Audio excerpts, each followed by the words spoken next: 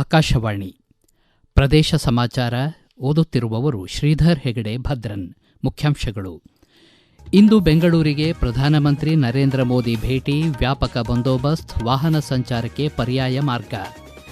ದಕ್ಷಿಣ ಭಾರತದಲ್ಲಿ ಬಿಜೆಪಿ ಪಕ್ಷದ ಪಾರುಪತ್ಯಕ್ಕೆ ಮೂಲ ಕಾರಣ ಬಿಎಸ್ ಯಡಿಯೂರಪ್ಪನವರು, ಕೇಂದ್ರ ಗೃಹ ಖಾತೆ ಸಚಿವ ಅಮಿತ್ ಶಾ ಬಣ್ಣನೆ. ಪ್ರಸಕ್ತ ಕ್ಯಾಲೆಂಡರ್ ವರ್ಷದ ಅಂತ್ಯದೊಳಗೆ ಗ್ರಾಮ ಪಂಚಾಯತ್ ಚುನಾವಣೆ, ಸಚಿವ ಪ್ರಿಯಾಂಕ್ ಖರ್ಗೆ. ರಾಜ್ಯ ಯೋಜನಾ ಮತ್ತು ಸಾಂಖ್ಯಿಕ ಖಾತೆ ಸಚಿವರಾಗಿದ್ದ ಡಿ ಸುಧಾಕರ್ ನಿಧನ. ವಾರ್ತೆಗಳ ವಿವರ. ಪ್ರಧಾನಮಂತ್ರಿ ನರೇಂದ್ರ ಮೋದಿಯವರು ಇಂದು ಬೆಂಗಳೂರಿಗೆ ಆಗಮಿಸಲಿದ್ದು, ಕನಕಪುರ ರಸ್ತೆಯಲ್ಲಿರುವ ಆರ್ಟ್ ಆಫ್ ಲಿವಿಂಗ್ ಅಂತಾರಾಷ್ಟೀಯ ಕೇಂದ್ರಕ್ಕೆ ಭೇಟಿ ನೀಡಲಿದ್ದಾರೆ. ಈ ಹಿನ್ನೆಲೆ ನಗರದಲ್ಲಿ ಬಿಗಿ ಭದ್ರತಾ ವ್ಯವಸ್ಥೆ ಹಾಗೂ ಸಂಚಾರ ನಿಯಂತ್ರಣ ಕ್ರಮಗಳನ್ನು ಕೈಗೊಳ್ಳಲಾಗಿದೆ. ಈ ವರ್ಷ ಆರ್ಟ್ ಆಫ್ ಲಿವಿಂಗ್ ಸಂಸ್ಥೆ ತನ್ನ 45ನೇ ವಾರ್ಷಿಕೋತ್ಸವವನ್ನು ಆಚರಿಸುತ್ತಿದ್ದು, ಸಂಸ್ಥೆಯ ಸ್ಥಾಪಕ ರವಿಶಂಕರ್ ಗುರೂಜಿಯವರು ತಮ್ಮ 70ನೇ ಜನ್ಮದಿನವನ್ನು ಈ ಸಂದರ್ಭದಲ್ಲಿ ಆಚರಿಸಿಕೊಳ್ಳುತ್ತಿದ್ದಾರೆ.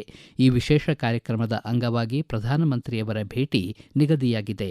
ಭೇಟಿ ಹಿನ್ನೆಲೆ ನಗರ ಪೊಲೀಸ್ ಇಲಾಖೆ ಪ್ರಮುಖ ಮಾರ್ಗಗಳಲ್ಲಿ ವಾಹನ ಸಂಚಾರ ಮತ್ತು ನಿಲುಗಡೆ ನಿಯಮಗಳಲ್ಲಿ ಬದಲಾವಣೆಗಳನ್ನು ಪ್ರಕಟಿಸಿದೆ. ಎಚ್ಎಎಲ್ ಪ್ರದೇಶ, ಹಳೆಯ ವಿಮಾನ ನಿಲ್ದಾಣ ರಸ್ತೆ ಹಾಗೂ ಟ್ರಿನಿಟಿ ಜಂಕ್ಷನ್ ಸುತ್ತಮುತ್ತ ಬೆಳಗ್ಗೆ 5 ಗಂಟೆಯಿಂದ ಮಧ್ಯಾಹ್ನ 3 ಗಂಟೆಯವರೆಗೆ ವಾಹನ ನಿಲುಗಡೆ ಸಂಪೂರ್ಣ ನಿಷೇಧಿಸಲಾಗಿದೆ. ಸುಗಮ ಸಂಚಾರಕ್ಕಾಗಿ ಪರ್ಯಾಯ ಮಾರ್ಗಗಳನ್ನು ಪೊಲೀಸ್ ಇಲಾಖೆ ಸೂಚಿಸಿದೆ. ಬೆಂಗಳೂರು ನಗರದ ಪ್ರಮುಖ ಭಾಗಗಳಲ್ಲಿ ಹೆಚ್ಚುವರಿ ಪೊಲೀಸ್ ಸಿಬ್ಬಂದಿಯನ್ನು ನಿಯೋಜಿಸಲಾಗಿದ್ದು, ಸಂಚಾರ ದಟ್ಟಣೆ ತಪ್ಪಿಸಲು ಮತ್ತು ಭದ್ರತೆ ಖಚಿತಪಡಿಸಲು ಅಗತ್ಯ ಕ್ರಮಗಳನ್ನು ಕೈಗೊಳ್ಳಲಾಗಿದೆ ಎಂದು ಪೊಲೀಸ್ ಇಲಾಖೆ ಪ್ರಕಟಣೆಯಲ್ಲಿ ತಿಳಿಸಿದೆ. ಬಿಎಸ್ ಯಡಿಯೂರಪ್ಪನವರು ದಕ್ಷಿಣ ಭಾರತದಲ್ಲಿ ಬಿಜೆಪಿ ಪಕ್ಷದ ಪಾರುಪತ್ಯಕ್ಕೆ ಮೂಲ ಕಾರಣರಾದವರು. ಯಡಿಯೂರಪ್ಪ ಅವರ ಹೆಸರು ಇತಿಹಾಸದ ಪುಟದಲ್ಲಿ ಸುವರ್ಣಾಕ್ಷರದಲ್ಲಿ ಬರೆದಿದೆ. ಕರ್ನಾಟಕದಲ್ಲಿ ಬಿಜೆಪಿಯನ್ನು ಆಡಳಿತಕ್ಕೆ ತಂದ ಯಡಿಯೂರಪ್ಪನವರು ರೈತರಿಗಾಗಿ ಸಾವಿರಾರು ಕಿಲೋಮೀಟರ್ ಪಾದಯಾತ್ರೆ ಮಾಡಿದ ರೈತಪರ ನಾಯಕ.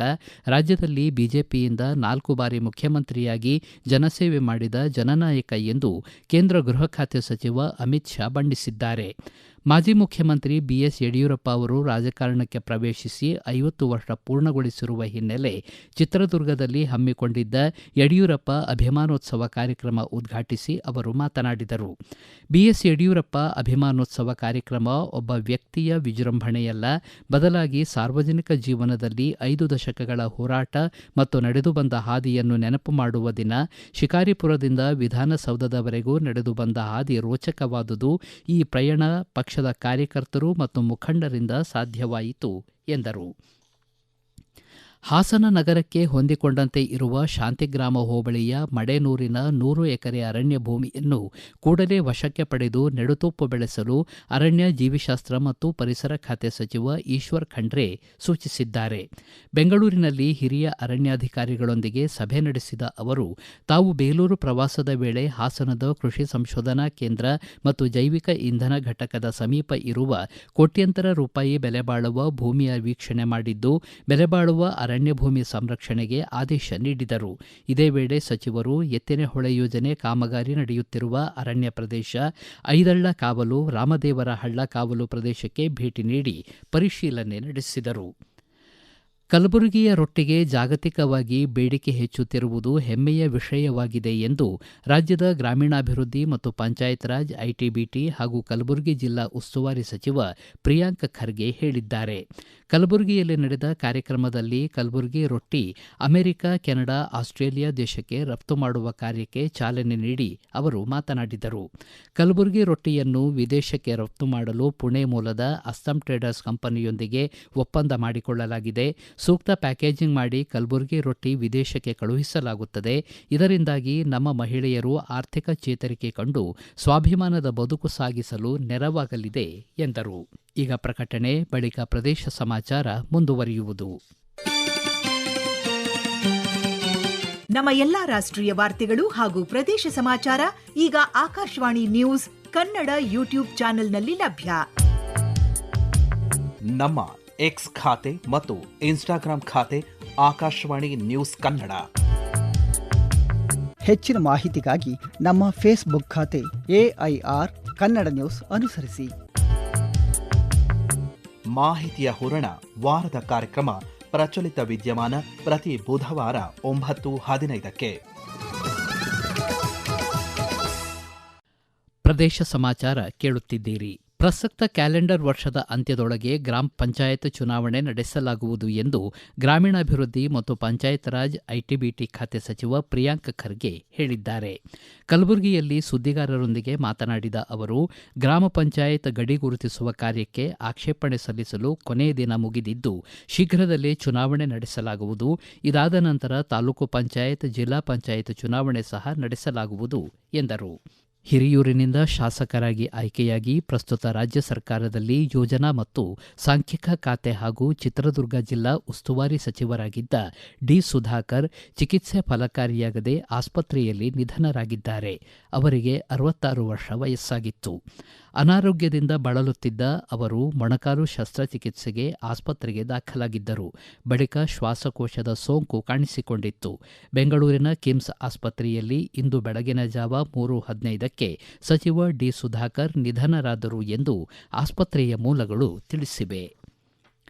ತುಮಕೂರು ಜಿಲ್ಲೆಯ ಕುಣಿಗಲ್ ತಾಲೂಕಿನ ಹೊನ್ನೇಹಳ್ಳಿ ಸಮೀಪದ ಜಗಣಿಪಾಳ್ಯದ ಬಳಿ ಗೊಬ್ಬರ ತುಂಬಿದ ಲಾರಿ ಹಾಗೂ ಆಲ್ಟೋ ಕಾರಿನ ನಡುವೆ ಸಂಭವಿಸಿದ ಮುಖಾಮುಖಿ ಡಿಕ್ಕಿಯಲ್ಲಿ 4 ಸ್ಥಳದಲ್ಲೇ ಮೃತಪಟ್ಟಿದ್ದಾರೆ.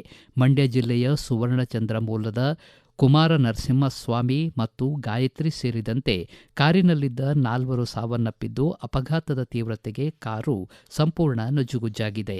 ದೇವರಾಯನದುರ್ಗದ ಶ್ರೀ ಭೋಗನರಸಿಂಹಸ್ವಾಮಿಯ ದರ್ಶನ ಮುಗಿಸಿ ಮಂಡ್ಯಕ್ಕೆ ಹಿಂತಿರುಗುತ್ತಿದ್ದಾಗ ಕುಣಿಗಲ್ ಕಡೆಯಿಂದ ತುಮಕೂರಿನತ್ತ ಸಾಗುತ್ತಿದ್ದ ಗೊಬ್ಬರ ತುಂಬಿದ ಲಾರಿ ಅಪ್ಪಳಿಸಿ ಅಪಘಾತ ಸಂಭವಿಸಿದೆ.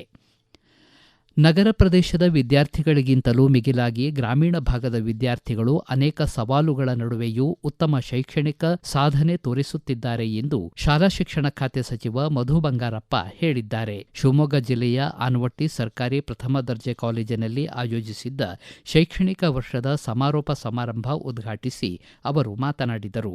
ಗ್ರಾಮೀಣ ಭಾಗದಲ್ಲಿ ಶಿಕ್ಷಣದ ಗುಣಮಟ್ಟ ಹೆಚ್ಚಿಸಲು ಹಾಗೂ ವಿದ್ಯಾರ್ಥಿಗಳಿಗೆ ಉತ್ತಮ ಮೂಲಸೌಕರ್ಯ ಕಲ್ಪಿಸಲು ರಾಜ್ಯ ಸರ್ಕಾರ ಬದ್ಧವಾಗಿದೆ ಎಂದ ಸಚಿವರು, ವಿದ್ಯಾರ್ಥಿಗಳಿಗೆ ಅಗತ್ಯ ಸೌಲಭ್ಯಗಳು, ತಂತ್ರಜ್ಞಾನ ಆಧಾರಿತ ಶಿಕ್ಷಣ ಹಾಗೂ ಗುಣಮಟ್ಟದ ಬೋಧನೆ ಒದಗಿಸುವ ದಿಸೆಯಲ್ಲಿ ಸರ್ಕಾರ ಹಲವು ಯೋಜನೆಗಳನ್ನು ಜಾರಿಗೊಳಿಸುತ್ತಿದೆ ಎಂದರು. ಹವಾಮಾನ ಬದಲಾವಣೆಯ ಸವಾಲುಗಳನ್ನು ಎದುರಿಸಲು ಮಣ್ಣಿಗೆ ಒಗ್ಗಿಕೊಳ್ಳುವ ಪಾರಂಪರಿಕ ಬೀಜಗಳ ಸಂರಕ್ಷಣೆ ಇಂದಿನ ತುರ್ತು ಅಗತ್ಯವಾಗಿದೆ ಎಂದು ಪಾರಂಪರಿಕ ಬೀಜ ಸಂರಕ್ಷಕಿ ಬಿಬಿ ಫಾತಿಮಾ ತಿಳಿಸಿದ್ದಾರೆ. ದಾವಣಗೆರೆಯಲ್ಲಿ ಆರಂಭಗೊಂಡ 2 ದಿನಗಳ ಪಾರಂಪರಿಕ ಬೀಜೋತ್ಸವಕ್ಕೆ ಚಾಲನೆ ನೀಡಿ ಅವರು ಮಾತನಾಡಿದರು.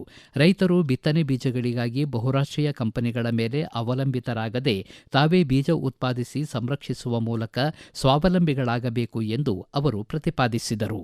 ನಮ್ಮ ದೇಶಿ ಬೀಜಗಳನ್ನು ಕಳೆದುಕೊಂಡ್ರೆ ಹೈಬ್ರಿಡ್ ಬೀಜಗಳು ಎಲ್ಲ ಕಡೆ ದೊರೆತಾ ಇದೆ, ಎಲ್ಲ ಅಂಗಡಿಗಳಲ್ಲಿ ದೊರೆತಾ ಇದ್ದಾವೆ. ನಾವು ದುಡ್ಡು ಕೊಡ್ತೀವಿ, ವಾಪಸ್ ಮತ್ತೆ ಮರು ವರ್ಷ ಅಂಗಡಿಯ ಮೊರೆ ಹೋಗಬೇಕಾಗಿದೆ. ಹಾಗಾಗಿ ದೇಶಿ ಬೀಜಗಳ ಸಂರಕ್ಷಣೆ ಮಾಡೋದ್ರಿಂದ ನಾವು ಪ್ರತಿ ವರ್ಷ ಅದನ್ನ ಉಳಿಸ್ಕೊಂತ ಹೋಗಬಹುದು. ಹಾಗಾಗಿ ಸುಮಾರು ನಮ್ಮ ಭಾಗದಲ್ಲಿ ಒಂದು 5 ದೇಶಿ ಬೀಜ ಸಮುದಾಯ ಬೀಜ ಬ್ಯಾಂಕ್ ಅನ್ನು ಮಾಡಿದೆವು. ನಿಮ್ಮ ತಾಲೂಕಿನಲ್ಲಿ ಮೊಳಲಿ ಅಂತ ಇದೆ, ಅಲ್ಲಿ ಒಂದು ಬೀಜ ಬ್ಯಾಂಕ್ ಅನ್ನು ಮಾಡಿದೆವು. ಹಲವಾರು ಗ್ರಾಮಗಳಲ್ಲಿ ನಾವು ಬೀಜ ಬ್ಯಾಂಕ್ಗಳನ್ನ ಮಾಡಿ ರೈತರಿಗೆ ಬೀಜವನ್ನು ಕೊಡುವಂತ ಒಂದು ಉದ್ದೇಶವನ್ನು ಇಟ್ಕೊಂಡಿದ್ದೀವಿ. 1 kg ಬೀಜವನ್ನು ಕೊಟ್ಟಾಗ 2 kg ಬೀಜವನ್ನು ಅವರು ವಾಪಸ್ ಕೊಡುವಂತ ರೂಲ್ಸ್ ಅನ್ನು ಹಾಕಿದ್ದೀವಿ. ಗಣಿಗಾರಿಕೆಯಿಂದ ಹಾನಿಯಾದ ಪ್ರದೇಶಗಳ ಸುಧಾರಣೆ ಮತ್ತು ಸಂತ್ರಸ್ತರ ಉಪಯೋಗಕ್ಕಾಗಿ ಜಿಲ್ಲಾ ಖನಿಜ ಪ್ರತಿಷ್ಠಾನ ನಿಧಿಯ ಬಳಕೆಯ ಬಗ್ಗೆ ಚರ್ಚಿಸಲು ಶೀಘ್ರದಲ್ಲೇ ಜಿಲ್ಲೆಯ ಶಾಸಕರೊಂದಿಗೆ ಸಭೆ ನಡೆಸಲಾಗುವುದು ಎಂದು ಆರೋಗ್ಯ ಮತ್ತು ಕುಟುಂಬ ಕಲ್ಯಾಣ ಹಾಗೂ ದಕ್ಷಿಣ ಕನ್ನಡ ಜಿಲ್ಲಾ ಉಸ್ತುವಾರಿ ಸಚಿವ ದಿನೇಶ್ ಗುಂಡೂರಾವ್ ತಿಳಿಸಿದ್ದಾರೆ. ಮಂಗಳೂರಿನಲ್ಲಿ ಜಿಲ್ಲಾ ಖನಿಜ ಪ್ರತಿಷ್ಠಾನ ನಿಧಿಯ ಬಳಕೆ ಕುರಿತು ನಡೆದ ಸಭೆಯ ಅಧ್ಯಕ್ಷತೆ ವಹಿಸಿ ಮಾತನಾಡಿದ ಅವರು, ಕ್ರಷರ್, ಕಲ್ಲು ಗಣಿಗಾರಿಕೆ, ಮರಳುಗಾರಿಕೆ ಸೇರಿದಂತೆ ವಿವಿಧ ಗಣಿಗಾರಿಕೆಯಿಂದ ತೊಂದರೆಗೀಡಾದ ಪ್ರದೇಶಗಳಲ್ಲಿ ರಸ್ತೆ, ಶಾಲೆ ಮತ್ತು ಅಂಗನವಾಡಿ ಕಟ್ಟಡ ಸೇರಿದಂತೆ ಮೂಲ ಸೌಲಭ್ಯ ಅಭಿವೃದ್ಧಿಪಡಿಸಲು ಜಿಲ್ಲಾ ಖನಿಜ ಪ್ರತಿಷ್ಠಾನ ನಿಧಿಯಲ್ಲಿ ಅವಕಾಶವಿದೆ. 2015ರಿಂದ ಇದುವರೆಗೆ ಜಿಲ್ಲಾ ಖನಿಜ ಪ್ರತಿಷ್ಠಾನ ನಿಧಿಯಲ್ಲಿ 47.62 ಕೋಟಿ ಮೊತ್ತ ರೂಪಾಯಿ ಸಂಗ್ರಹವಾಗಿದೆ. ಗಣಿಗಾರಿಕೆಯ ರಾಯಲ್ಟಿಯ 10% ಖನಿಜ ಪ್ರತಿಷ್ಠಾನ ನಿಧಿಗೆ ಸಂಗ್ರಹಿಸಲಾಗುತ್ತಿದೆ ಎಂದು ತಿಳಿಸಿದರು. ಕೊನೆಯಲ್ಲಿ ಮತ್ತೊಮ್ಮೆ ಮುಖ್ಯಾಂಶಗಳು. ಇಂದು ಬೆಂಗಳೂರಿಗೆ ಪ್ರಧಾನಮಂತ್ರಿ ನರೇಂದ್ರ ಮೋದಿ ಭೇಟಿ, ವ್ಯಾಪಕ ಬಂದೋಬಸ್ತ್, ವಾಹನ ಸಂಚಾರಕ್ಕೆ ಪರ್ಯಾಯ ಮಾರ್ಗ. ದಕ್ಷಿಣ ಭಾರತದಲ್ಲಿ ಬಿಜೆಪಿ ಪಕ್ಷದ ಪಾರುಪತ್ಯಕ್ಕೆ ಮೂಲ ಕಾರಣ ಬಿಎಸ್ ಯಡಿಯೂರಪ್ಪನವರು, ಕೇಂದ್ರ ಗೃಹ ಖಾತೆ ಸಚಿವ ಅಮಿತ್ ಶಾ ಬಣ್ಣನೆ. ಪ್ರಸಕ್ತ ಕ್ಯಾಲೆಂಡರ್ ವರ್ಷದ ಅಂತ್ಯದೊಳಗೆ ಗ್ರಾಮ ಪಂಚಾಯತ್ ಚುನಾವಣೆ, ಸಚಿವ ಪ್ರಿಯಾಂಕ್ ಖರ್ಗೆ. ರಾಜ್ಯ ಯೋಜನಾ ಮತ್ತು ಸಾಂಖ್ಯಿಕ ಖಾತೆ ಸಚಿವರಾಗಿದ್ದ ಡಿ ಸುಧಾಕರ್ ನಿಧನ. ಇಲ್ಲಿಗೆ ಪ್ರದೇಶ ಸಮಾಚಾರ ಮುಕ್ತಾಯವಾಯಿತು. ನಮ್ಮ ಮುಂದಿನ ರಾಷ್ಟ್ರೀಯ ವಾರ್ತಾ ಪ್ರಸಾರ 7:35 ನಿಮಿಷಕ್ಕೆ.